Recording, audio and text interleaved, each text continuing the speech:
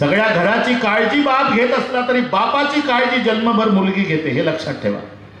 शाळेतून आली 14-15 वर्षाची मुलगी की पहिला प्रश्न आईला विचारणार, पप्पा जेवले का आई? तू घे जेवून. काय आई? माझा बाप उपवासी आहे, नाही जेवणार मी. नाही जेवत मुलगी.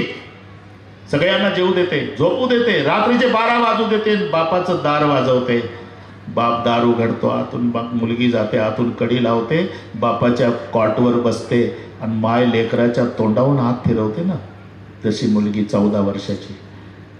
बाप रडायला लागतो. का रडता बाबा? सांगतो बेटा, माझी माय मेली ना, 6 महिन्याचा होतो म्हणे मी, आईचा चेहरा आठवत नाही मला, पण तू कधी कधी येतेस, माझ्या तोंडावरून हात फिरवते, तेव्हा मला असं वाटतं पांडुरंगा, माय मेली नाही माझी, लेकीच्या रूपात माझ्या पोटी जन्माला आली. मी दिवसभराचा उपवास आहे बेटा, साधी कोणी चौकशी केली नाही. मी आहे ना बाबा, डॉक्टरला बोलू.